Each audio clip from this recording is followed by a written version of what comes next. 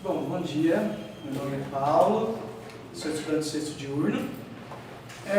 Meu interesse pelos estudos da filosofia da diferença surgiram com as aulas do professor Rubens de didática. A partir daí recebi convites para participar do grupo de iniciação científica, do GPF, e junto com algumas amizades que fiz dentro desses grupos, criamos o grupo GLD, que nós fazemos debates também sobre textos paralelos a esses espaços, a esses territórios, né? Meu trabalho, o que é? Aprendizagem motora pela filosofia da diferença. Vamos lá, como eu bolei essa apresentação? Então, dentro da minha pesquisa, eu abro espaços, títulos, que eu começo a falar sobre o que está correndo no que eu estou lendo.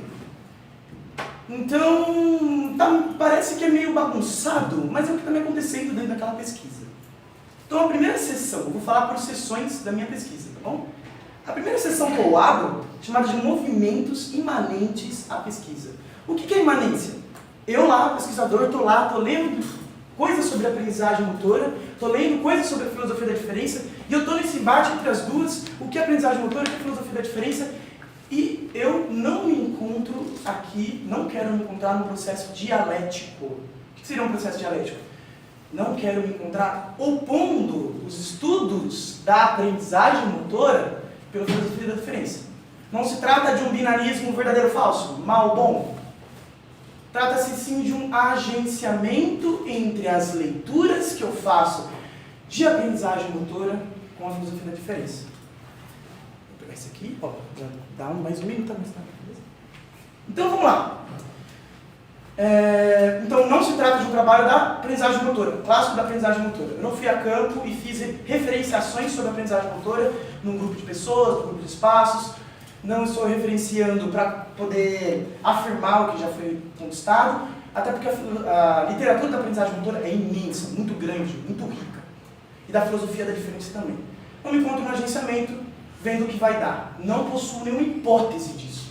Eu acho que as hipóteses podem matar essa pesquisa, essa vivência. Bom, então vamos lá. Movimentos imanentes na pesquisa são exatamente isso. Deixa eu tentar claro que não é um processo dialético exclusivo, mas sim um agenciamento entre aprendizagem motora e filosofia da diferença. Bom, partindo aí. Aprendizagem motora e inquietações. O que me inquietou quando eu cheguei no campo da aprendizagem motora? A aprendizagem motora tem uma vasta influência no campo da educação física. Isso foi uma dos starts para eu começar a pesquisar. E existem leituras que eu faço que me fazem questionar algumas coisas. Primeiro é como pensar a aprendizagem motora além do processo do não habilidoso ao habilidoso. Como veremos, a aprendizagem motora, alguns estudos recentes já são bem avançados nisso. E o segundo é como pensar a aprendizagem motora como encontros. Encontros que revelam desejos, vontades, forças e que encaminham um processo de descoberta. Bem, vamos lá. A ciência e a filosofia, elas possuem alguns métodos de operação. A primeira coisa que eu vou tentar colocar é como ela se divide. Vou falar sobre a filosofia, a perspectiva da filosofia moderna, sobre o que é o outro, o que são vocês, o que é um objeto, o que são as pessoas. E a filosofia da diferença, os estudos que estão ocorrendo mais contemporâneos. Na filosofia e na ciência moderna, o outro é a representação. Então, o que eu tenho das outras pessoas, dos outros objetos, é aquilo que eu construo dentro do meu espaço mental, dentro daquilo que eu domino sobre aquela pessoa. Então, eu acabo criando uma representação do que ela pode ser. Então, eu acabo fechando o outro numa caixa de uma representação que eu suponho que ele seja. Isso pode ser encontrado, por exemplo, Platão no mundo das sensibilidades e o mundo das imagens, na verdade, Descartes com o binarismo, cartesianismo com binarismo, mente, alma, corpo. Então, se especifica, se reduz para que possamos, na visão da filosofia moderna, chegar à verdade. Entretanto, nenhum outro viés que uma das pesquisadoras chamada Virginia Kastrup, né, vai colocar junto com Michel Foucault, com Bergson, é que o outro, e o filósofo Silvio Galo também, professor que atenta a agenciar isso com a educação, é que o outro, que a representação não suporta o outro. O outro é um processo de diferenciação constante.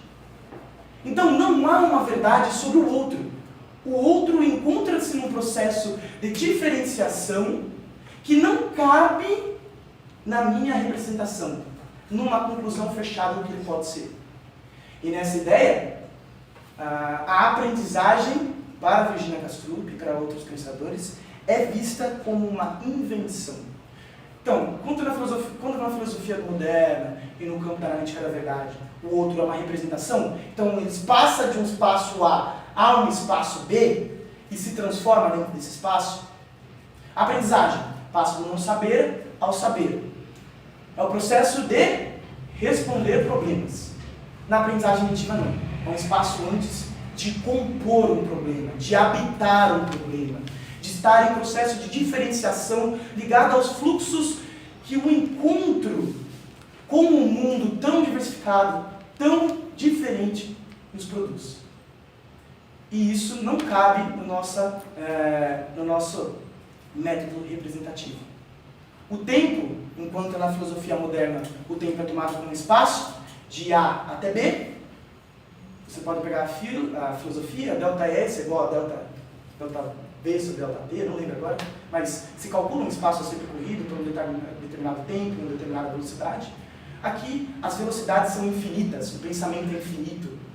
Se o pensamento é infinito, não dá para caber dentro de uma caixa.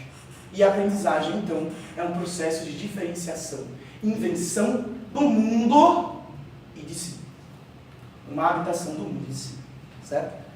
Passando aí, a filosofia e a ciência possuem a filosofia e a ciência moderna possuem diferentes formas de habitar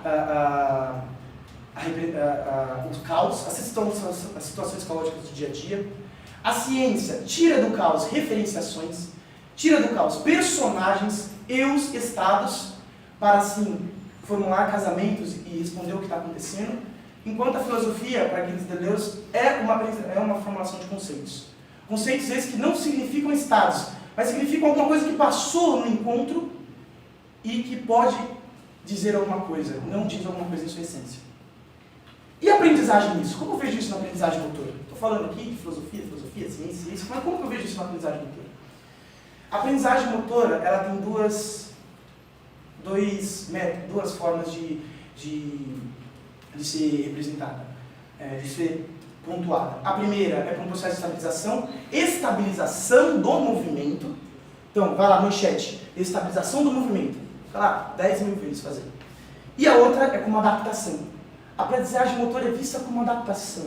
Então, ela não comporta mais um espaço só de estabilizar. Existem outras coisas que influenciam, desequilibram e equilibram o processo de aprendizagem motora. E é nessa pegada que eu estou. Então, os professores de Gotani, os professores de Gotani, Edson Manuel, os melhores pesquisadores da aprendizagem motora estão nessa, e eu estou tentando colocar a filosofia dentro disso. Qual é um dos problemas que eu encontro? A aprendizagem motora comporta-se num âmbito muito grande do perceptivo motor. A percepção é isso que eu estou vendo aqui, o mundo na minha concretude. Eu vejo essa mesa, eu vejo vocês aqui, com seus comportamentos, com seus olhares, e eu posso compor uma imagem de vocês aqui. Entretanto, para a filosofia da diferença, essa é só uma das experimentações da nossa subjetividade, do nosso si, que está em constante transformação. A percepção que eu estou vendo nessas salas não diz respeito a quase nada do que eu sei de vocês, o que vocês são. Então, nesse processo de agenciamento, como uma aprendizagem motora se encontra? Essa filosofia vai ver que percebe que a aprendizagem caracteriza-se num processo de sensório motor, onde a percepção está dentro, mas é uma abertura a sensibilidades que o encontro entre eu, professor, situação, eu, tarefa, compõe um habitat, compõe uma abertura ao sensível. Bom, é isso que eu venho trabalhando, não tenho nenhum tipo de conclusão. apesar dessas que eu apresentei para vocês agora, apesar desses caminhos. E obrigado.